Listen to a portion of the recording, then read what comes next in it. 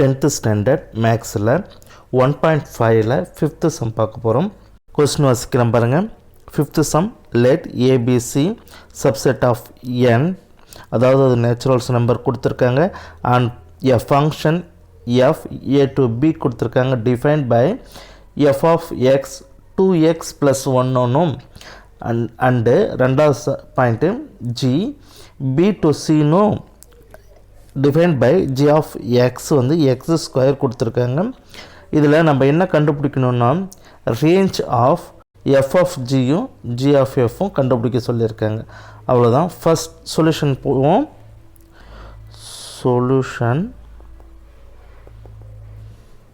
ஓகேங்களா. ஃபஸ்ட்டு நம்ம என்ன செய்கிறோம் அப்படின்னு சொன்னால் இது எழுதிக்கும் எஃப் ஆஃப் ஜி அப்படின்னா நமக்கு f of g of x அப்படின்னு அர்த்தம். ஓகேங்களா. fன்றது என்னது? இது 2x + 1 2. அப்போது x இருக்கிற இடத்துல என்ன எழுதணும்? g of x, அதோட வேல்யூனா x² + 1. நமக்கு என்ன வந்துடும்? 2x² + 1 அப்படின்னு சொல்லிட்டு வந்துடுது. இது வந்து 1ன்னு வச்சுக்குவோம். அடுத்தது g of fன்றது என்னது? ஜிக்குள்ள f of x அப்படின்னு அர்த்தம். அப்போ ஜின்றது என்னது? x². ஸோ இந்த இடத்துல அப்படியே நம்ம சப்ஸ்டியூட் பண்ணிக்கலாம். அந்த வேல்யூ 2x + 1 தான் எக்ஸ்ன்னு வச்சுக்க, அதை ஹோல் ஸ்கொயர் பண்ணணும். அப்போது a + b the whole square ஃபார்முலாவில் இருக்குது. இப்போ நம்ம a + b whole square formula a² + 2ab + b².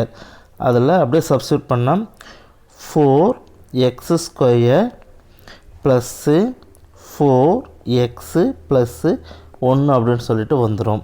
ஓகேங்களா. நம்ம இதை இங்கே எழுதிக்கலாம். 4x² + 4x + 1. இது வந்து ரெண்டாவது பாயிண்ட்டு. இப்போது நமக்கு என்ன கண்டுபிடிச்சிருக்கணும்? இதோட ரேஞ்ச். ஓகேங்களா. ஃபஸ்ட்டு பாயிண்ட்டுக்கு எஃப் ஆஃப் ஜி, அதுக்கு ரேஞ்சு நம்ம எழுதணும். ஃபஸ்ட்டு நம்ம இதை ஒய்ன்னு எடுத்துக்குவோம். y வந்து எதுக்கு ஈக்குவல்? 2x² + 1க்கு, அதாவது இந்த கண்டிஷனுக்கு. இந்த கண்டிஷன் எழுதிட்டோமா? அப்போது இந்த கண்டிஷன் தான் ரேஞ்சாக வரப்போகுது. இப்போ என்னது? எக்ஸோட வேல்யூ நம்ம என்னவா சப்ஸ்டியூட் பண்ண போகிறோம்? நம்ம கொஸ்டினில் கொடுத்துருக்காங்க பிலாங்ஸ் டு நேச்சுரல்ஸ் நம்பர். அவ்வளோதான்.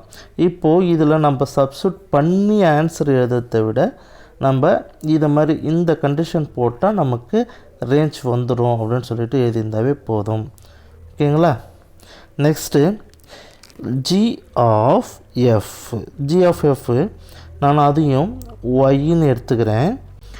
ஒய் என்னவாக இருக்கும்? 4x², இல்லைன்னா அதுக்கு மேலே இருக்கிறத எழுதிக்குவோம். ஓகேங்களா.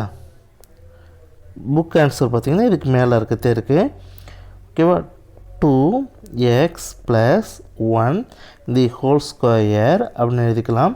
இப்போ எக்ஸ்ன்னு வருது. எக்ஸும் வந்து பிலாங்ஸ் டு நேச்சுரல்ஸ் நம்பர். ஓகேங்களா. இப்போது இதில் இன்னொரு கண்டிஷன் கொடுத்துருக்காங்க. ஃபங்க்ஷன் எஃப் வந்து a to bன்னும் ஃபங்க்ஷன் ஜி வந்து b to cன்னும் கொடுத்துருக்காங்க. எல்லாமே நேச்சுரல்ஸ் நம்பர்னு மேலே கொடுத்துருக்காங்க. ஓகே. அப்போது ஏவும் c, subset of naturals number அப்படின்னு எழுதிக்கலாம். ஓகே. இது ரெண்டும் தான் ஆன்சரு.